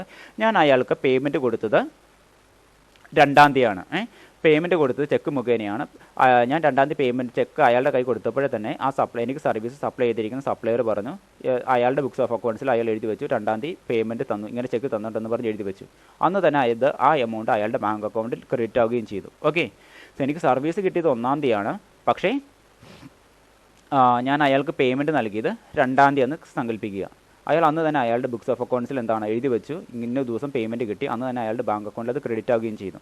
ഈ രണ്ട് ഡേറ്റിൽ ഏതായിരിക്കും എടുക്കുക ടൈം ഓഫ് സപ്ലൈ ആയിട്ട് എടുക്കുക എന്ന് പറയുന്നത് പ്രൊവിഷൻസ് ഓഫ് സർവീസ്. എന്നാണോ എനിക്ക് സർവീസ് കിട്ടിയേക്കുന്ന ഡേറ്റ്, എനിക്ക് സർവീസ് കിട്ടിയേക്കുന്ന ഡേറ്റ് എന്നാണ് ഒക്ടോബർ 1-ാം തീയതിയാണ് സർവീസ് കിട്ടിയേക്കുന്ന ഡേറ്റ്. ഓക്കെ, റെസിപ്പിന് സർവീസ് കിട്ടിയേക്കുന്ന ഡേറ്റ് ആയിരിക്കും എന്തായിട്ട് എടുക്കുക, ടൈം ഓഫ് സപ്ലൈ ആയിട്ട് എടുക്കുക ഈ ഒരു സന്ദർഭത്തിൽ. ഓക്കെ, അപ്പോൾ ഇത്രയുള്ള കാര്യം. ഡ്യൂ ഡേറ്റിനുള്ളിൽ സപ്ലയർ ഇൻവോയ്സ് ഇഷ്യൂ ചെയ്ത് കൊടുത്തില്ല എങ്കിൽ നമ്മൾ കൺസിഡർ ചെയ്യുന്ന രണ്ട് രീതിയിലുള്ള കാര്യങ്ങളായിരിക്കും. ഒന്നെങ്കിൽ ആ സർവീസ് സപ്ലയർ ഏത് റെസിപ്പിയനാണോ സർവീസ് കൊടുത്തേക്കുന്നത് ആ റെസിപ്പിന് സർവീസ് കിട്ടിയേക്കുന്ന ഡേറ്റ്. പിന്നെ രണ്ടാമത്തെ കാര്യം എന്ന് പറയുന്ന റെസിപ്പിൻ്റെ കയ്യിൽ നിന്ന് പേയ്മെൻറ്റ് കിട്ടിയ ഡേറ്റ്, അല്ല എങ്കിൽ അയാളുടെ റെസിപ്പിൻ്റെ കയ്യിൽ നിന്ന് പേയ്മെൻറ്റ് കിട്ടിയ ഡേറ്റ്, അല്ല എങ്കിൽ അയാളുടെ ബുക്സ് ഓഫ് പേയ്മെൻറ്റ് അയാളുടെ ബാങ്ക് അക്കൗണ്ട് ക്രെഡിറ്റ് ആകുന്ന ഡേറ്റ്, അല്ല എങ്കിൽ എന്താണ് അയാളുടെ ബുക്സ് ഓഫ് അക്കൗണ്ട്സിൽ എഴുതി വെച്ചേക്കുന്ന ഡേറ്റ്. സർവീസ് കിട്ടിയേക്കുന്ന ഡേറ്റ്, അല്ലെങ്കിൽ പേയ്മെൻറ്റ് ബാങ്ക് അക്കൗണ്ടിൽ ക്രെഡിറ്റ് ആകുന്ന ഡേറ്റ്, അല്ലെങ്കിൽ അയാളുടെ ബുക്സ് ഓഫ് അക്കൗണ്ട്സിൽ എഴുതി വെക്കുന്ന ഡേറ്റ്. ഈ രണ്ടെണ്ണത്തിൽ ഏതാണോ നേരത്തെ വരുന്നത് അതായിരിക്കും എന്തായിട്ട് എടുക്കുക, ടൈം ഓഫ് സപ്ലൈ ആയിട്ട് എടുക്കുക. ഇൻവോയ്സ് ഇഷ്യൂ ചെയ്യുന്ന ഡ്യൂ ഡേറ്റിൻ്റെ ഉള്ളിൽ അല്ല എങ്കിൽ ഫോർവേഡ് സപ്ലൈയിൽ. ഓക്കെ, സർവീസിൻ്റെ കാര്യത്തിൽ. ഇനി ഇതൊന്നും പറഞ്ഞിട്ടില്ല എങ്കിൽ, ഇനി ഈ കാര്യങ്ങളൊന്നും പറഞ്ഞിട്ടില്ല എങ്കിൽ, ഈ കാര്യങ്ങളൊന്നും അറിയത്തില്ല എങ്കിൽ നമ്മുടെ ഇൻവോയ്സ് ഇഷ്യൂ ചെയ്യുന്ന ഡ്യൂ ഡേറ്റിന് ശേഷമാണ് ഈ പറഞ്ഞിരിക്കുന്ന സർവീസ് കിട്ടിയേക്കുന്ന ഡേറ്റോ, അത് റെസിപ്പിന് സർവീസ് കിട്ടിയേക്കുന്ന ഡേറ്റോ, അല്ല എങ്കിൽ നമ്മുടെ സപ്ലയർക്ക് പേയ്മെൻറ്റ് കിട്ടിയേക്കുന്ന ഡേറ്റോ ഒന്നും അറിയത്തില്ല എങ്കിൽ നമ്മൾ എടുക്കുന്നതെന്ന് വെച്ച് കഴിഞ്ഞാൽ എന്തായാലും നമ്മൾ ആ സർവീസ് കിട്ടിയേക്കുന്ന റെസിപ്പിയൻ്റ് മസ്റ്റായിട്ടും അയാളുടെ ബുക്സ് ഓഫ് അക്കൗണ്ട്സിൽ എഴുതി വെച്ചിട്ടുണ്ടാകും, എനിക്ക് ഇന്ന ദിവസമാണ് സർവീസ് കിട്ടിയേക്കുന്നത്. ആ ഡേറ്റ് ആയിരിക്കും നമ്മൾ എന്തായിട്ട് എടുക്കുന്നത്, ടൈം ഓഫ് സപ്ലൈ ആയിട്ട് ആ സർവീസിൻ്റെ കാര്യത്തിൽ എടുക്കുക. ഓക്കെ, ആ ദിവസമായിരിക്കും, അതായത് റെസിപ്പിൻ്റെ ബുക്സ് ഓഫ് അക്കൗണ്ട്സിൽ എന്നാണോ അയാൾക്ക് സർവീസ് കിട്ടിയതായിട്ട് എടുത്ത് വെച്ചേക്കുന്നത് ആ ടൈമായിരിക്കും ഈ സപ്ലയർ ഈ രീതിയിൽ കൊടുത്തിരിക്കുന്ന സർവീസിൻ്റെ ടാക്സബിൾ ടൈമായിട്ട് എടുക്കുക. ഓക്കെ, അപ്പോൾ നമുക്കതൊരു ഉദാഹരണത്തിലൂടെ പറഞ്ഞു നോക്കാം. ഇപ്പോൾ ഉദാഹരണം ഇതാണ്. ഒക്ടോബർ 1-ാം തീയതി എനിക്കെന്താ നേരത്തെ പറഞ്ഞിരിക്കുന്ന സെയിം കാര്യം തന്നെ. ഒക്ടോബർ 1-ാം തീയതി 2020 എനിക്ക് കാർ സർവീസ് കിട്ടി. സർവീസ് കിട്ടിയല്ലോ, സർവീസ് കിട്ടി മസ്റ്റായിട്ട് ഞാൻ എന്ത് ചെയ്യണം, 30 ദിവസത്തിനുള്ളിൽ, നോർമൽ സിറ്റുവേഷൻ ആയതുകൊണ്ട് എന്താണ് നമ്മൾ പഠിച്ചിട്ടുണ്ടായിരുന്നു നോർമൽ സിറ്റുവേഷൻ്റെ കാര്യം. എങ്ങനെയാണ് ഡ്യൂ ഡേറ്റ് എന്ന് പറയുന്നത്, സപ്ലയർ അയാളുടെ സർവീസ് റെസിപ്പിന് എത്തിച്ചു കൊടുത്തതിന് ശേഷം 30 ദിവസത്തിനുള്ളിൽ മസ്റ്റായിട്ട് എന്തെടുത്തുണ്ടാകണം, ആ കൊടുത്തിരിക്കുന്ന സർവീസിന് ഇൻവോയ്സ് ഇഷ്യൂ ചെയ്തുണ്ടാകണം. അല്ലെങ്കിൽ ഇൻവോയ്സ് ഡ്യൂ ഡേറ്റ് എന്ന് പറയുന്നത് 30 ദിവസമായിരിക്കും. ഓക്കെ, സർവീസ് കൊടുക്കുന്നതിന് മുമ്പോ അല്ലെങ്കിൽ സർവീസ് കൊടുത്ത് 30 ദിവസത്തിനുള്ളിൽ മസ്റ്റായിട്ട് എന്ത് കൊടുത്തിട്ടുണ്ടാകണം, നമ്മൾ ഇൻവോയ്സ് ഇഷ്യൂ ചെയ്ത് കൊടുത്തിട്ടുണ്ടാകണം. പക്ഷേ അങ്ങനെ ചെയ്തിട്ടില്ല എങ്കിൽ അതിന് ഡ്യൂ ഡേറ്റിനുള്ളിൽ തന്നെ, ഡ്യൂ ഡേറ്റ് എന്ന് പറയുന്നത് സർവീസ് കിട്ടി 30 ദിവസത്തിനുള്ളിൽ ഇൻവോയ്സ് ഇഷ്യൂ ചെയ്തിട്ടുണ്ടാകണം, അതായിരിക്കും ഡ്യൂ ഡേറ്റ് എന്ന് പറയുന്നത്. ആ ഒരു സാവകാശം കിട്ടിയിട്ടില്ല എങ്കിൽ, ആ ഒരു സാവകാശത്തിനുള്ളിൽ സപ്ലയർ ഇൻവോയ്സ് ഇഷ്യൂ ചെയ്ത് കൊടുത്തിട്ടില്ല എങ്കിൽ എന്തായിരിക്കും സംഭവിക്കുകയെന്ന്, നമ്മൾ എടുക്കുന്ന ഡേറ്റ് ഏതാണ്, സർവീസ് കിട്ടിയ ദിവസം, അല്ലെങ്കിൽ നമ്മുടെ സപ്ലയർക്ക് പേയ്മെൻറ്റ് കിട്ടി, ബാങ്ക് അക്കൗണ്ട് ക്രെഡിറ്റ് ആകുന്നു, അല്ലെങ്കിൽ അയാളുടെ ബുക്സ് ഓഫ് അക്കൗണ്ട്സിൽ അയാൾ എഴുതി വെക്കുന്ന ഡേറ്റ്. ഈ രണ്ടെണ്ണത്തിൽ ഏതോ ആണോ നേരത്തെ വരുന്നത് അതായിരിക്കും എന്തായിട്ട് എടുക്കുക, നമ്മൾ ടൈം ഓഫ് സപ്ലൈ ആയിട്ട് എടുക്കുക. ഈ ഒരു സന്ദർഭം എന്ന് പറയുന്നത് 1 ഒക്ടോബർ 2020 ഒരു ബിസിനസ്സുകാരൻ എന്ത് കിട്ടി, കാർ സർവീസ് കിട്ടി. അപ്പോൾ സർവീസ് കിട്ടിക്കഴിഞ്ഞു, പക്ഷേ 30 ദിവസത്തിൽ എന്ത് കൊടുത്തിട്ടില്ല, 30 ദിവസമായിരുന്നു ഇൻവോയ്സ് ഇഷ്യൂ ചെയ്ത് കൊടുക്കാൻ ഡ്യൂ ഡേറ്റ് കഴിഞ്ഞു പോയി. അപ്പോൾ ഇനി ഏതായിരിക്കും ടാക്സബിൾ ടൈമായിട്ട് എടുക്കുക എന്ന് പറയുന്നത് വെച്ച് കഴിഞ്ഞാൽ, ഇൻവോയ്സ് ഇഷ്യൂ ചെയ്ത് കൊടുത്തിട്ടില്ല, ടാക്സബിൾ ടൈമായിട്ട് എടുക്കുക. ഇനി എന്താണെന്ന് വെച്ചാൽ പറഞ്ഞുതരാം. 2 നവംബർ 2020 അയാൾക്ക് എന്ത് കിട്ടിയേക്കുന്നത്, ഈ സർവീസ് സപ്ലൈ ചെയ്തിരിക്കുന്ന സപ്ലയർക്ക് പേയ്മെൻറ്റ് കിട്ടിയേക്കുന്നത് അത് നവംബർ മാസം 2-ാം തീയതി കിട്ടിയ അയാൾക്ക് പേയ്മെൻറ്റ് 3-ാം തീയതി അയാളുടെ ബാങ്ക് അക്കൗണ്ടിൽ അത് ക്രെഡിറ്റ് ആവുകയും ചെയ്തു. ഇനി ഇയാൾ ഇൻവോയ്സ് ഇഷ്യൂ ചെയ്ത് കൊടുത്തേക്കുന്നത് എങ്ങനെയാണ്? ആ ഡ്യൂ ഡേറ്റ് കഴിഞ്ഞതിന് ശേഷമാണ് അല്ലേ. 1 ഒക്ടോബറിലാണ് സർവീസ് കൊടുത്തത് റെസിപ്പിയന്റിന്. ഒരു മാസം കഴിഞ്ഞാണ് നവംബർ 1-ാം തീയതിയാണ് എന്ത് കൊടുത്തേക്കുന്നത്? ഇൻവോയ്സ് ഇഷ്യൂ ചെയ്ത് കൊടുത്തേക്കുന്നത്. ഇനി ഇൻവോയ്സിൽ പറഞ്ഞിരിക്കുന്ന ഡേറ്റ് എന്ന് തന്നെയാണ് പറഞ്ഞേക്കുന്നത്, നവംബർ 1-ാം തീയതി തന്നെയാണ് പറഞ്ഞേക്കുന്നത് ആണല്ലോ.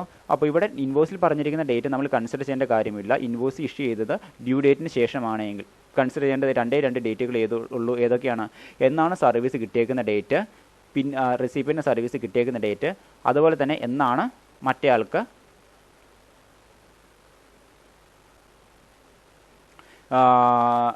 സർവീസ് കിട്ടിയേക്കുന്ന ഡേറ്റ്. അല്ല എങ്കിൽ പിന്നെ പറഞ്ഞേക്കുന്ന കാര്യം എന്താണ്? നമ്മുടെ ഇവിടെ 2 ഡേറ്റുകൾ എടുക്കേണ്ട കാര്യമുള്ളൂ. എന്നാണ് റെസിപ്പിയൻ്റ് സർവീസ് കിട്ടിയേക്കുന്ന ഡേറ്റ്, അല്ല എങ്കിൽ റെസിപ്പിയൻ്റ് എന്നാണ് സപ്ലയർക്ക് പേയ്മെൻറ്റ് നടത്തിയേക്കുന്ന ഡേറ്റ്. ഓക്കെ, ഇവിടെ ഇൻവോയ്സ് ഇഷ്യൂ ചെയ്തിരിക്കുന്ന ഡേറ്റിന് അല്ലെങ്കിൽ ഇഷ്യൂ ചെയ്തേക്കുന്ന ഇൻവോയ്സിൽ പറഞ്ഞിരിക്കുന്ന ഡേറ്റിന് വലിയ പ്രാതിനിധ്യം ഇല്ല. ഓക്കെ, അപ്പോൾ എടുക്കുന്ന ഡേറ്റ് എന്നാണ്? നമ്മൾ ഡ്യൂ ഡേറ്റിന് ശേഷമാണ് ഇൻവോയ്സ് കിട്ടിയേക്കുന്നതുകൊണ്ട് നമ്മൾ എടുക്കുന്ന ഡേറ്റുകൾ ഇത്രയേ ഉള്ളൂ. അയാൾക്ക് സർവീസ് കിട്ടിയേക്കുന്ന ഡേറ്റ്, സർവീസ് കിട്ടിയേക്കുന്നത് എന്നാണ്? 1 ഒക്ടോബർ 2020. ഇനി രണ്ടാമത്തെ കാര്യം എന്ന് പറയുന്നത്, ഈ സർവീസ് കിട്ടിയേക്കുന്ന റെസിപ്പിയൻ്റ് സപ്ലയർക്ക് പേയ്മെൻറ്റ് കൊടുത്തേക്കുന്ന ഡേറ്റ് എന്ന് പറയുന്നത് എന്നാണ്? 2 നവംബറാണ്. അതുപോലെ തന്നെ 3-ാം തീയതി അയാളുടെ ബാങ്ക് അക്കൗണ്ടിൽ ക്രെഡിറ്റ് ആവുകയും ചെയ്തു. ഓക്കെ, അപ്പോൾ ഇതിൻ്റെ അകത്ത് 2 നവംബർ. ഓക്കെ, വരുന്ന 2 ഡേറ്റുകൾ എന്ന് പറയുന്നത് ഇത്രയേ ഉള്ളൂ. 2 നവംബർ പേയ്മെൻറ്റ് കൊടുത്തു, അത് സപ്ലയർ ബുക്സ് ഓഫ് അക്കൗണ്ടിൽ എഴുതി വെച്ചു അല്ലേ. അപ്പോൾ സർവീസ് കിട്ടിയേക്കുന്ന ഡേറ്റ് 1 ഒക്ടോബറും അതുപോലെ തന്നെ സപ്ലയർക്ക് പേയ്മെൻറ്റ് കൊടുത്തായിട്ട് അയാളുടെ ബുക്സ് ഓഫ് അക്കൗണ്ടിൽ എഴുതി വെച്ചേക്കുന്ന ഡേറ്റ് എന്ന് പറയുന്നത് എന്നാണ്? 2 നവംബറുമാണ്. അപ്പോൾ ഇതിനകത്ത് നേരത്തെ വന്നേക്കേണ്ട ഡേറ്റ് എന്ന് പറയുന്നത് ഏതാണ്? 1 ഒക്ടോബറാണ്. സോ ടൈം ഓഫ് സപ്ലൈ എന്തായിട്ട് എടുക്കും? 1 ഒക്ടോബർ ആയിട്ട് എടുക്കും. 1 ഒക്ടോബർ 2020. കാരണം അന്നാണ് അയാൾക്ക് സർവീസ് കിട്ടിയേക്കുന്നത്, റെസിപ്പിയൻ്റ് സർവീസ് കിട്ടിയേക്കുന്നത്. റെസിപ്പിയൻ്റ് സർവീസ് കിട്ടിയേക്കുന്നത് 1 ഒക്ടോബർ 2020. അതായിരിക്കും നമ്മൾ എന്തായിട്ട് എടുക്കുന്നത്? നമ്മൾ ടൈം ഓഫ് സപ്ലൈ ആയിട്ട് നമ്മൾ എടുക്കുന്നത്. ഓക്കെ, ഈ 2 ഡേറ്റിൽ നേരത്തെ വന്നേക്കുന്ന ഏതാണ്? ടൈം ഓഫ് സർവീസ് കിട്ടിയേക്കുന്ന ഡേറ്റാണ് നേരത്തെ വന്നേക്കുന്നത്. പേയ്മെൻറ്റ് ഡേറ്റ് എന്ന് പറയുന്നത് പിന്നീടാണ് വന്നേക്കുന്നത്. ഓക്കെ, ഇനി അടുത്ത കാര്യം എന്ന് പറയുന്നത് time of supply of service under reverse ചാർജിൻ്റെ കാര്യത്തിലാണ്. Time of supply of service under reverse ചാർജിൻ്റെ കാര്യത്തിലാണ്. അതായത് ഏതെങ്കിലും ഒരു GST രജിസ്റ്റർ ചെയ്യാത്ത ഒരു അൺരജിസ്റ്റേർഡ് സപ്ലയറുടെ കയ്യിൽ നിന്ന് GST രജിസ്റ്റർ ചെയ്തിരിക്കുന്ന ഒരു റെസിപ്പിയൻ്റ് ആയിട്ടുള്ള ഒരു റെസിപ്പിയൻറ്റിന് ഒരു സർവീസ് കിട്ടുന്നുവെങ്കിൽ ആ റെസിപ്പിയൻ്റ് എന്ത് ചെയ്യണം? ആ റെസിപ്പിയൻ്റ് ഇങ്ങനെ അൺരജിസ്റ്റേർഡ് സപ്ലയറുടെ കയ്യിൽ നിന്ന് പർച്ചേസ് ചെയ്യുന്ന സർവീസിന് ഉണ്ടാകുന്ന ടാക്സ് എമൗണ്ട് അയാൾ തന്നെ എന്ത് ചെയ്യണം? ഗവൺമെൻറ്റിലേക്ക് പേ ചെയ്യണം. അപ്പോൾ ഇങ്ങനെ പേ ചെയ്യുന്ന ടാക്സ് എമൗണ്ട് ഏത് സമയത്താണ് പേ ചെയ്യേണ്ടത്, അല്ലെങ്കിൽ ടാക്സബിൾ ടൈം ഏതാണ് എന്ന് ഡിറ്റർമൈൻ ചെയ്യാൻ നമ്മളെ സഹായിക്കുന്ന 3 രീതിയിലുള്ള കാര്യങ്ങളാണ്. ഒന്നാമത്തെ കാര്യം, GST രജിസ്റ്റർ ചെയ്യാത്ത ആ സപ്ലയറുടെ കയ്യിൽ നിന്ന് GST രജിസ്റ്റർ ചെയ്തിരിക്കുന്ന റെസിപ്പിയൻ്റ് സർവീസ് പർച്ചേസ് ചെയ്യുമ്പോൾ മസ്റ്റായിട്ട് എന്ത് കൊടുത്തിട്ടുണ്ടാകണം? സർവീസ് പർച്ചേസ് ചെയ്യുമ്പോൾ മസ്റ്റായിട്ടും ഇൻവോയ്സ് കൊടുത്തിട്ടുണ്ടാകണം. ആ സപ്ലയർ ഇൻവോയ്സ് കൊടുത്തിട്ട് വരുന്ന 61ാമത്തെ ദിവസം ഏതോ അതായിരിക്കും ഒന്നാമത്തെ സിറ്റുവേഷൻ എടുക്കുക. ഇനി ഇനി രണ്ടാമത്തെ കാര്യം എന്ന് പറയുന്നത്, ഈ സർവീസ് സപ്ലൈ ചെയ്യുന്ന പാർട്ടി ഏതോ, സർവീസ് സപ്ലൈ ചെയ്യുന്ന പാർട്ടിക്ക് ഇങ്ങനെ ഈ രീതിയിൽ സർവീസ് പർച്ചേസ് ചെയ്യുന്ന റെസിപ്പിയൻ്റ് പേയ്മെൻറ്റ് കൊടുക്കുന്ന ഡേറ്റ് ഏതോ അതായിരിക്കും എടുക്കുക. ഒന്നാമത്തെ കാര്യം എന്ന് പറയുന്നത്, ഇൻവോയ്സ് കൊടുത്തിട്ട് സപ്ലയർ ഇൻവോയ്സ് കൊടുത്തിട്ട് ഈ രീതിയിൽ സർവീസ് സപ്ലൈ ചെയ്യുന്ന സപ്ലയർ ഇൻവോയ്സ് കൊടുത്തിട്ട് വരുന്ന 61ാമത്തെ ദിവസം, അല്ല എങ്കിൽ ഈ സർവീസ് സ്വീകരിക്കുന്ന റെസിപ്പിയൻ്റ് സർവീസ് സപ്ലൈ ചെയ്തിരിക്കുന്ന സപ്ലയർക്ക് പേയ്മെൻറ്റ് കൊടുക്കുന്ന ഡേറ്റോ അല്ലെങ്കിൽ സപ്ലയറുടെ ബാങ്ക് അക്കൗണ്ടിൽ പൈസ ക്രെഡിറ്റ് ആക്കുന്ന ഡേറ്റോ, ഈ 2 ഡേറ്റിൽ ഏതാണോ വിച്ചെവർ ഈസ് ഇയർലിയർ അതായിരിക്കും എന്തായിട്ട് എടുക്കുന്നത്? നമ്മൾ ടൈം ഓഫ് സപ്ലൈ ആയിട്ട് എടുക്കുന്നത്. ഇപ്പോൾ ഉദാഹരണം വെച്ച് കഴിഞ്ഞാൽ, ഞാൻ GST രജിസ്റ്റർ ചെയ്യാത്ത ഒരു അൺരജിസ്റ്റേർഡ് സപ്ലയറുടെ കയ്യിൽ നിന്ന് ഒരു സർവീസ് ഈ മാസം 1-ാം തീയതി, ഒക്ടോബർ മാസം 1-ാം തീയതി പർച്ചേസ് ചെയ്തു. ഓക്കെ, ഇയാൾ എനിക്ക് ബില്ല് തന്നേക്കുന്നത് ഈ മാസം 1-ാം തീയതിയാണ് ബില്ല് തന്നേക്കുന്നത്.